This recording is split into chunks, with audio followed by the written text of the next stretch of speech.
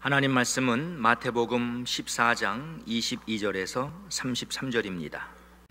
예수께서 즉시 제자들을 재촉하사 자기가 무리를 보내는 동안에 배를 타고 앞서 건너편으로 가게 하시고 무리를 보내신 후에 기도하러 따로 산에 올라가시니라. 저물매 거기 혼자 계시더니 배가 이미 육지에서 술이나 떠나서 바람이 거스름으로 물결로 말미암아 고난을 당하더라. 밤 사경에 예수께서 바다 위로 걸어서 제자들에게 오시니 제자들이 그가 바다 위로 걸어오심을 보고 놀라 유령이라 하며 무서워하여 소리 지르거늘 예수께서 즉시 이르시되 안심하라 나니 두려워하지 말라. 베드로가 대답하여 이르되 주여 만일 주님이시거든 나를 명하사 물 위로 오라 하소서 하니 오라 하시니 베드로가 배에서 내려 물 위로 걸어서 예수께로 가되 바람을 보고 무서워 빠져가는지라. 소리질러 이르되 주여 나를 구원하소서 하니 예수께서 즉시 손을 내밀어 그를 붙잡으시며 이르시되 믿음이 작은 자여 왜 의심하였느냐 하시고 배에 함께 오름에 바람이 그치는지라. 배에 있는 사람들이 예수께 절하며 이르되 진실로 하나님의 아들이로소이다 하더라. 사랑의 아버지 하나님, 이 시간도 우리 샤론 성가대의 찬양을 통해서 영광을 받으시옵소서. 하나님 말씀을 받는 성도님들의 마음속에 주의 성령으로 역사하시사 저들의 마음밭이 좋은 땅 되게 도와주옵소서. 이 말씀을 듣고 30배, 60배, 100배의 결실이 나타나도록 축복해 주옵소서. 부족한 종이 하나님 말씀을 들고 섰습니다. 이 시간도 주의 성령께서 종을 온전히 붙잡아 주시옵소서. 예수님의 이름으로 기도합니다. 아멘. 사람은 세상을 살아가면서 시시때때로 여러 가지 어려움을 직면하게 되는데 저는 오늘 여러분들과 함께 이 고난 속에 담겨 있는 비밀에 대해서 말씀을 나누고자 합니다. 오늘 본문은 제자들이 바닷가에서 풍랑을 만나 고난 속에 빠져 있는 모습을 우리에게 보여주고 있습니다. 여기 24절 말씀 보시면 배가 이미 육지에서 술이나 떠나서 바람이 거스름으로 물결로 말미암아 고난을 당하더라 이렇게 말씀하고 있죠. 자, 우리도 세상을 살아가면서 얼마나 많은 고난이 우리에게 찾아오곤 합니까? 고난을 원하는 사람은 세상에 아무도 없어요. 우린 다 평탄한 삶을 누구나 원하고 있습니다. 그러나 고난이 우리 가운데 찾아오지요. 이걸 우리가 막을 길이 없지요. 제자들은 이날 배를 타고 가다가 풍랑으로 인해서 어려운 고난을 당했습니다. 자, 여러분은 요즘 무엇 때문에 고난을 당하고 계십니까? 사업의 실패로 힘들어하고 계십니까? 혹은 육신의 질병으로 괴로움을 당하고 계십니까? 또 가족 문제로 어려움에 빠져 있습니까? 또 혹은 직장을 잃고 요즘 힘든 시간을 가지고 계십니까? 여러 가지 모양의 고난이 우리에게 찾아오곤 합니다. 자, 오늘 우리가 이 고난에 대해서 깊이 묵상을 하면서 왜 고난이 우리에게 찾아올까? 이 고난 속에 담겨있는 그 비밀은 무엇일까? 오늘의 말씀을 통해서 여기에 대한 답을 얻어가지고 돌아가시기를 바랍니다. 첫째로, 고난의 배후에는 반드시 하나님의 계획이 있다는 것입니다. 고난 속에는 하나님의 계획이 있어요. 고난은 절대 우리에게 우연히 찾아오는 것이 아닙니다. 세상에 우연은 없습니다. 모든 것이 다 하나님의 주권 아래 일어나고 있는 거예요. 여러분, 이날 제자들이 바닷가에서 이 풍랑을 만난 거 우연이라고 생각하십니까? 절대로 우연이 아니에요. 성도 여러분, 나에게 어떤 어려움이 찾아왔을 때, 나에게 어떠한 고난이 찾아왔을 때 이것이 우연으로 온 것이 아니라는 거예요. 사람들은 흔히 이 재수라는 말을 잘 사용하는데, 그래서 뭐 재수가 있다 없다 이렇게들 말을 합니다. 그러나 여러분, 재수라는 말은 절대로 성경적이 아니에요. 재수가 없어서 우리에게 어려움이 찾아오는 거 아닙니다. 여러분, 모든 고난은 하나님의 계획에 의해서 온 것입니다. 하나님의 계획이에요. 제자들이 만났던 이날 풍랑의 고난도 이 본문 말씀을 우리가 자세히 보시면은 주님의 치밀한 계획이 있었음을 우리는 알 수가 있어요. 여기 22절을 보시죠. 예수께서 즉시 제자들을 재촉하사 자기가 무리를 보내는 동안에 배를 타고 앞서 건너편으로 가게 하시고, 이렇게 말씀하죠. 자, 누가 제자들로 하여금 배를 타고 이 바닷가로 건너도록 하셨지요? 바로 예수님이에요. 그럼 예수님은 이제 조금 후에 그 바닷가에서 제자들이 만나게 되는 풍랑에 대해서 모르시고 이렇게 하신 것입니까? 아니죠. 주님은 이미 다 아셨습니다. 저들이 배를 타고 가다가 큰 풍랑을 만나서 어려움을 겪게 될 것을 주님은 다 미리 알고 계셨습니다. 이것을 아시고 주님은 저들을 배를 타고 가라고 보내신 거예요. 그럼 여기에서 우리는 어떠한 결론을 내릴 수가 있는 것이죠? 이것은 다 주님의 계획이라고 말이에요. 제자들을 향하신 주님의 계획. 그런 계획 속에서 주님은 그런 일을 허락하신 것입니다. 성도 여러분, 여러분이 당하는 고난의 배후 속에는 주님의 계획이 있음을 믿으시기를 바랍니다. 결코 우연이 아니에요. 주님의 치밀한 계획입니다. 그럼 주님은 이때 제자들이 미워서 저들에게 이러한 고난을 주신 것입니까? 아니, 주님이 나에게 어떠한 고난을 주신다면은 내가 믿기 때문에 그래서 주시는 거예요? 아니에요. 사실은 나를 사랑해서입니다. 사랑해서. 고난이 내게 줄 수 있는 유익이 있기 때문입니다. 우리가 시편 119편 71절 보시면 고난당한 것이 내게 유익이라, 이로 인하여 내가 주의 율례를 배우게 되었나이다, 이렇게 말씀하지 않습니까? 고난당한 것이 우리에게 유익이래요. 유익. 그래서 오늘 이 시간 여러분들 이 고난에 대한 새로운 그 깊은 의미를 우리는 발견해야 합니다. 고난은 우리에게 유익이랍니다. 이스라엘 백성들이 바벨론에서 이 포로 생활을 하고 있을 때 이들은 모두가 다 혼돈 가운데 빠져 있었습니다. 왜? 자기들이 이렇게 이방 나라에 포로로 잡혀와서 이러한 종살이를 해야 하냐는 것이죠. 아니, 자기들은 하나님이 택하신 선민인데, 하나님의 백성들인데 왜 하나님을 믿지 않는 이러한 이방 나라에 우리를 포로로 잡히게 하고는 이런 고생을 하게 하는가? 하나님이 우리를 얼마나 미워하시기에 우리로 하여금 이러한 고통을 당하게 하는가? 이들은 그렇게 생각을 했어요. 하나님이 이제 우리를 완전히 버리셨구나. 그래서 저들은 하나님이 원망스러웠습니다. 그리고 당하는 고난을 저들은 오직 부정적인 시각으로만 바라보았습니다.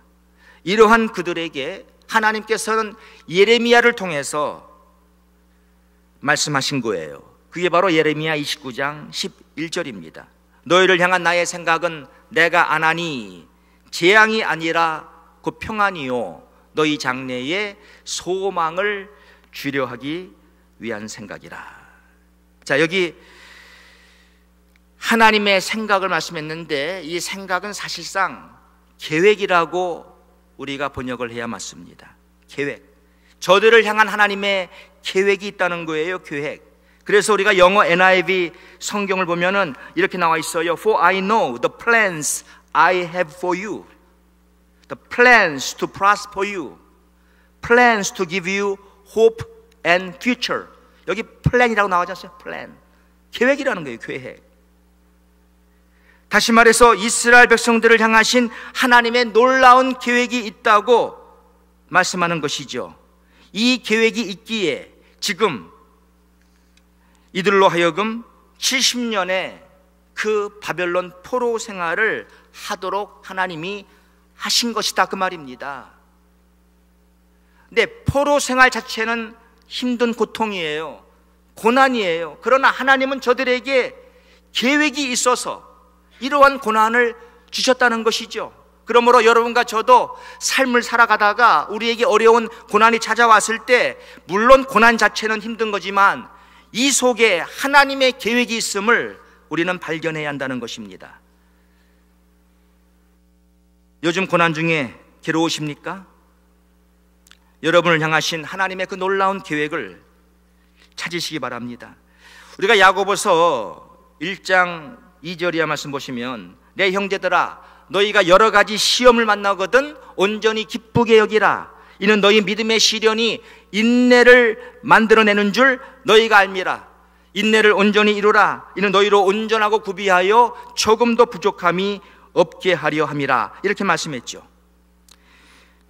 시험이 내가 닥쳐왔을 때 참 힘들죠. 그러므로 고난이 찾아왔을 때 뭘 하는 거예요? 여기 그 다음 5절에 뭐라고 나옵니까? 너희 중에 누구든지 지혜가 부족하거든 모든 사람에게 후히 주시고 꾸짖지 아니하시는 하나님께 구하라. 그리하면 주시리라. 이렇게 말씀하는 거예요. 그러니까 여러분들, 나에게 여러 가지 어려운 시험, 역경이 찾아왔을 때, 그때 하나님 왜 나에게 이러한 시련을 주시는가? 왜 이러한 고난을 주시는가? 왜 이러한 어려움을 나에게 주시는가? 여기 기도하라고 하잖아요. 왜냐하면 그 시험 속에는, 고난 속에는 하나님의 계획이 있거든요. 이것을 발견하기 위해서 하나님께 지혜를 구하라는 거예요. 그러면 하나님께서 주신다는 겁니다.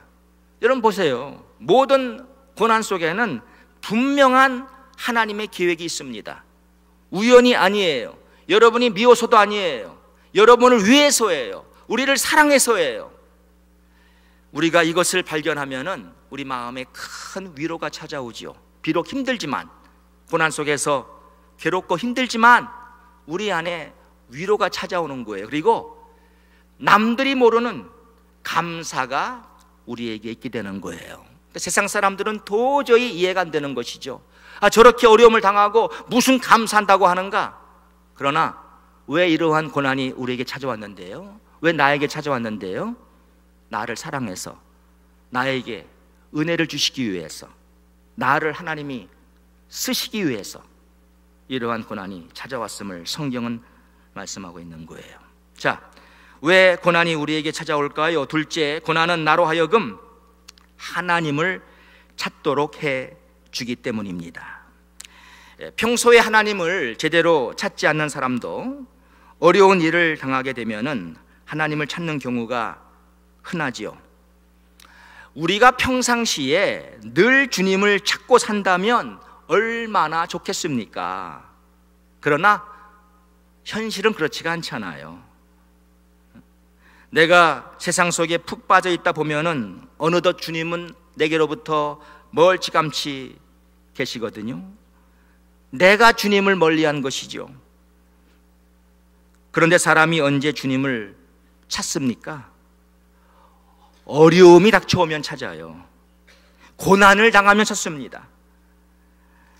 여러분, 대학에 간 아이들이 좀처럼 부모에게 연락합니까? 잘 안 하잖아요. 그러나 돈 떨어지면 연락하고요. 무슨 일이 있으면, 무슨 일이 생기면 전화를 해요. 그래서 사실 무소식이 희소식이에요. 사실 전화 왔다 하면은 어떤 지금 일이 벌어진 거예요. 사람은 그래요. 평안할 땐 안 찾아요. 좋을 땐 안 찾아요. 어려움에 그러나 직면하게 되면은, 힘든 일이 찾아오면은 인간은 하나님을 보통 찾습니다. 근데 그렇게 하나님을 찾으라고 우리에게 시시때때로 고난이 온다 그 말이죠. 이 하나님 앞에서 말썽꾸러기인 우리들 똑같아요. 내가 어려워야 하나님 찾거든요. 12년을 이 혈루증으로 앓던 여인이 있었죠. 자, 이미 그녀는 가지고 있던 모든 재산을 다 이 병 고치는데 썼습니다.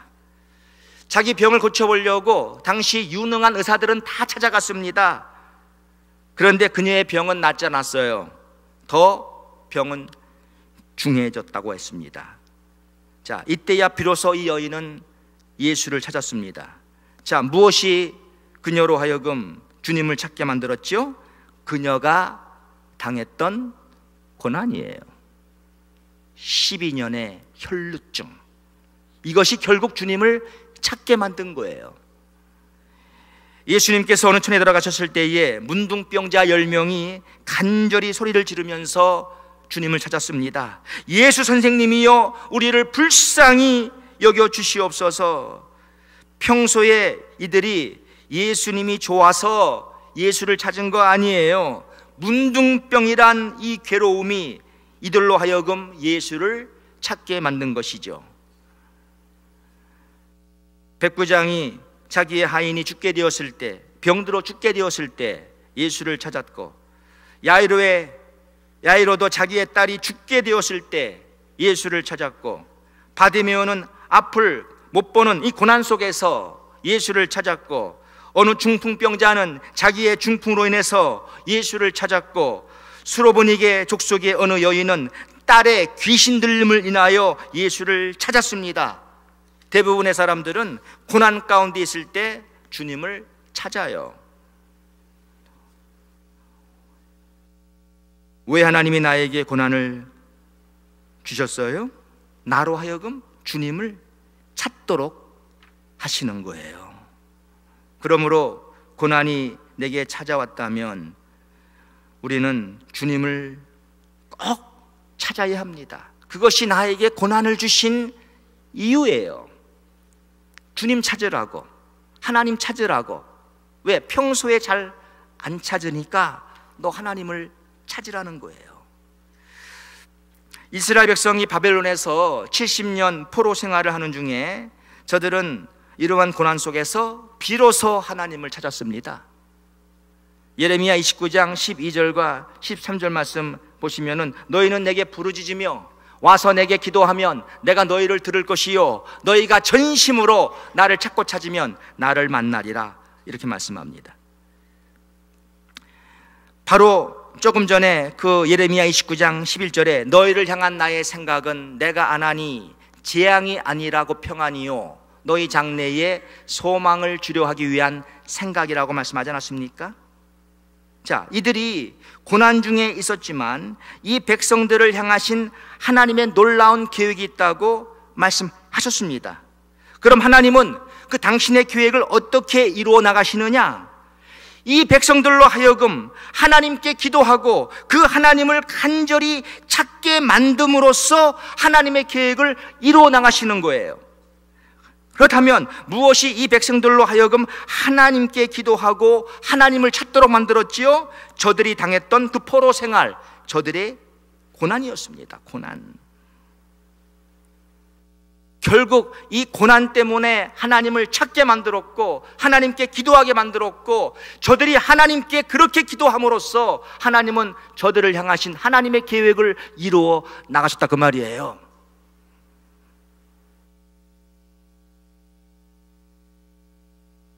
그런데 기억하세요. 하나님이 우리에게 고난을 주신 것은 나로 하여금 주님을 찾도록 하기 위해서인데, 그러나 그렇다고 모든 사람들이 다 이 고난 가운데 하나님을 찾는 것은 아닙니다. 그렇죠? 고난 속에서도 주를 찾지 않는 사람들이 있어요. 오히려 고난을 당하니까 주님께 불평하고 주님께 원망까지 하는 사람도 있어요. 참으로 어리석은 사람이죠. 네. 왜 주님이 우리에게 고난을 주셨는데, 평소에 하나님을 안 찾으니까 이제 하나님을 간절히 찾으라고, 그 하나님을 찾음으로 인해서 하나님이 나를 향하신 그 놀라운 계획을 이루시려고 고난을 주신 것인데, 고난을 당해가지고 하나님을 안 찾아요. 오히려 더 멀리해요. 더 원망하고 시험 들어가지고는 그렇게 살고 있어요. 만약 그렇다면 하나님이 고난을 주신 그 목적이 상실되는 거 아니겠어요? 참 불쌍한 사람이 이 사람은 여러분. 아니 주를 찾도록 하기 위해서 고난을 주셨는데 주를 찾지를 않으니 참 얼마나 안타까운 일입니까? 이런 사람은 정말로 불행하게 되는 것입니다. 주님을 찾을 수 있는 그 절호의 기회를 잃어버리는 거예요. 시편 50편 15절에 뭐라고 말씀합니까? 환난 날에 나를 부르라. 내가 너를 건지리니 네가 나를 영화롭게 하리로다. 할렐루야. 자 보세요. 환난 날에 나를 부르라. 그러니까 환난을 주신 목적이 있어요. 하나님을 찾으라고, 하나님께 간절히 매달리라고 하나님이 환난을 주신 거예요. 환난 날에 나를 부르라. 내가 너를 건지리니 내가 나를 영화롭게 하리로다. 그러니 어려움은 당했지만, 고난은 찾아왔지만, 우리가 하나님을 찾으면 하나님이 결국은 우리를 건져주시고 이 일로 말미암아 우리 하나님께서 영광을 받게 된다는 말입니다. 그러니 환난은요, 고난은 하나님을 영화롭게 하는 기회가 될 수가 있는 거예요. 기회. 근데 반대로 이 고난은, 역경은 내가 하나님을 찾지 않으면 오히려 하나님을 영화롭게 하는 것이 아니라 참 불행 속에 빠져들고 마는 그러한 일이 될 수가 있는 것이죠. 자, 왜 고난이 찾아오지요? 셋째, 예수 그리스도가 우리 인생의 해답임을 깨닫게 하기 위해서입니다. 제자들이 바닷가에서 풍랑을 만나서 고난을 당하고 있었을 때 어떤 사건이 일어났습니까? 여기 25절을 보시면은 밤사경에 예수께서 바다 위로 걸어서 제자들에게 오시니 그랬습니다. 지금 여러분 그때의 그 모습을 한번 상상을 해보세요. 지금 바다 한가운데 배가 있는데 지금 풍랑이 왔습니다. 폭풍이 몰아치고 막 그냥 지금 배 위로 물이 들어오고 배가 술렁술렁거리고, 근데 그때에 캄캄한 밤에 예수님께서 바다 위로 걸어서 배에 있는 제자들을 향해 지금 오시는 거예요. 이때 예수님이 왜 오셨겠어요? 풍랑을 만난 제자들을 도와주시려고. 자, 이것이 우리에게 무엇을 말해줍니까? 우리가 당하는 고난 가운데서 우리를 건지실 분은 예수 그리스도밖에 없음을 우리에게 말씀해 주는 거예요. 바닷가에서 풍랑을 만난 제자들 한번 상상해 보세요. 무엇이 이들을 그 풍랑 가운데서 구원해낼 수가 있단 말입니까? 저들이 가지고 있는 지식이었겠어요? 혹은 저들의 경험이었겠어요? 뭐겠습니까? 이들 가운데 과학자가 있었다면 풍랑을 먹게 할 수가 있었을까요? 돈 많은 재벌이 있었다면 그 돈으로 풍랑을 먹게 할 수가 있었을까요? 대통령이 그들 가운데 있었다면 대통령의 고난으로서, 권세로서 풍랑을 먹게 할 수가 있었을까요? 풍랑이 무슨 과학자니 재벌이니 대통령이니 알아줍니까? 알아주지 않죠. 그런데 이 풍랑이 알아보는 분이 있습니다. 바로 창조주 되시는, 주권자가 되시는, 전능자가 되시는 예수 그리스도는 풍랑이 알아봐요. 성도 여러분, 예수만이 풍랑을 잠잠케 할 수 있다는 사실을 믿으시기를 축원합니다. 맞아요, 여러분. 맞아요. 예수는 모든 풍랑을 다 잔잔케 만들 수가 있어요. 사도행전 4장 12절에 다른 이로서는 구원을 얻을 수 없나니 천하 인간의 구원을 얻을 만한 다른 이름을 우리에게 주신 일이 없음이니라 그랬습니다. 맞습니다. 예수만이 우리의 구원이에요. 예수만이 나를 건질 수가 있어요. 내가 고난을 당할 때 나를 건져주시기 위해서 나를 찾아오신 그 예수를 나는 바라봐야 합니다. 그 예수를 내가 의지해야 합니다. 바로 그 예수가 나를 이 고난 가운데서 건지실 분으로 내가 믿어야 합니다. 그러니 고난이 찾아왔을 때 정말 우리는 예수를 온전히 의지하고 살아야 돼요. 왜? 예수님은 나의 이 모든 어려운 문제를 그분은 해결할 수 있어요. 예수님이 바다 위로 걸어서 제자들에게 오셨을 때에 제자들은 그 예수가 유령이라고 착각을 했습니다. 그때 예수님이 뭐라 그랬죠? 나니 두려워 말라 그랬어요. 이때 베드로가 만일 당신이 주시거든 나를 명하사 물 위로 오게 하소서. 이때 주님 뭐라고 그랬습니까? 베드로더러 오라 그랬습니다. 그랬더니 베드로가 배를 이제 뛰어넘어 물 위로 걸어서 예수께로 갔습니다. 놀라운 기적이 일어난 것이죠. 여러분, 베드로가 물 위로 걸었어요. 물 위로. 여기 29절 말씀 보십시오. 오라 하시니 베드로가 배에서 내려 물 위로 걸어서 예수께로 가되. 한번 상상을 해보세요, 여러분. 자, 지금 배에서 내려가지고는 그 물 위를 걸어가지고 예수를 향해서 베드로가 가고 있었습니다. 그런데 30절 말씀 보시면 바람을 보고 무서워 빠져가는지라 소리질러 이르되 주여 나를 구원하소서 하니 그랬습니다. 잘 걸어가다가 바람을 보고 베드로가 물에 빠졌다고 했습니다. 여러분, 베드로가 정말 주님만을 바라보고 갔을 때, 주님만을 의지했을 때, 그 주님을 온전히 믿었을 때 아무리 풍랑이 있어도 그 물 위로 그는 걸었습니다. 여러분, 풍랑으로 인한 어떠한 고난이 우리에게 찾아와도 내가 예수를 온전히 바라보고 그 예수를 의지하고 그 예수를 믿는 이상 우리도 그 풍랑을 헤쳐나갈 수가 있어요. 예수님이 이러한 기적을 일으키시는 거예요. 그런데 우리의 초점을 예수가 아닌 다른 것으로 옮겼을 때, 우리도 예수를 바라보지 아니하고 이제 바람을 바라봤을 때 어떻게 되는 거예요? 물속에 빠지는 거예요. 다시. 성도 여러분, 오직 예수만 바라보고 예수만 믿으세요. 풍랑에서 우리를 건지실 분은 예수 한 분밖에 없습니다. 자, 베드로가 물 위로 걸어갔을 때에도 아직 풍랑이 그친 상태가 아니었어요. 그러나 신기한 것은 그가 예수를 바라봤을 때에는 어떠한 풍랑도 헤쳐갔다고 말이에요. 그러니 어떠한 고난이 나에게 찾아온다 하더라도 내가 예수님만 바라보는 이상 그 모든 풍랑의 과정 나도 기적적으로 다 헤쳐간다는 그러한 말입니다. 이제 여기 32절 말씀 보시죠. 배에 함께 오름에 바람이 그치는지라. 자, 이제는 풍랑이 그쳤어요. 잘 기억하세요. 누가 배에 오르니 풍랑이 그쳤죠? 예수가 배에 오르니 풍랑이 그쳤습니다.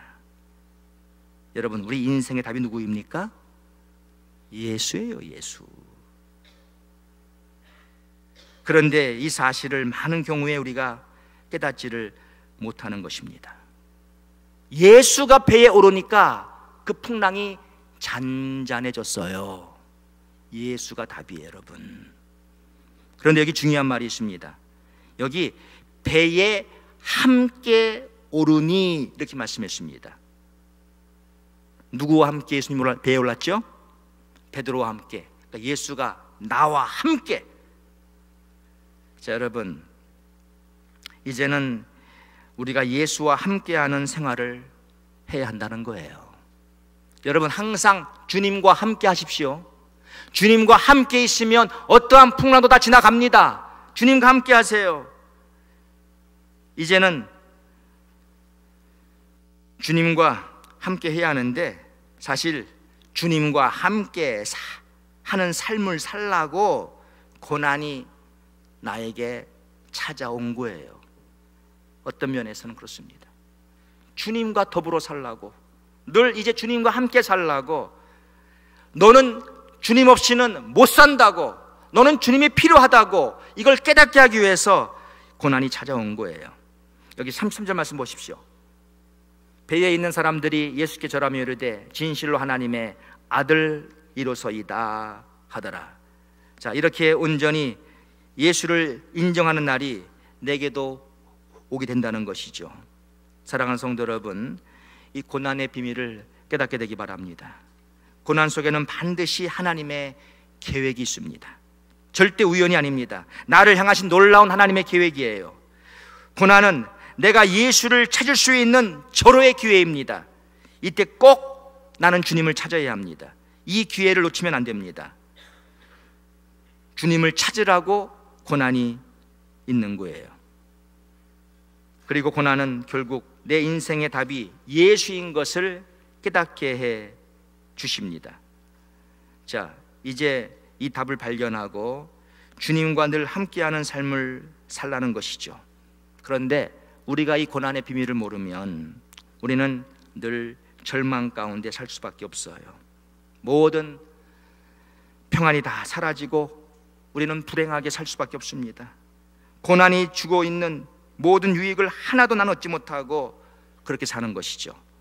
사랑하는 성도 여러분, 오늘 이 말씀을 통해서 여러분들 다 이 고난의 비밀을 깨닫게 되기를 바랍니다. 여러분에게 찾아온 고난 절대 우연이 아니고 하나님의 계획입니다. 이 비밀을 바로 깨닫고 사셔서 고난이 여러분에게 주시는 그 모든 유익을 다 누리고 이 땅에서 승리하시는 우리 모두가 되기를 주의 이름으로 축원합니다. 사랑의 아버지 하나님, 감사합니다. 참 고난은 우리에게 유익하단 것이라고 말씀합니다.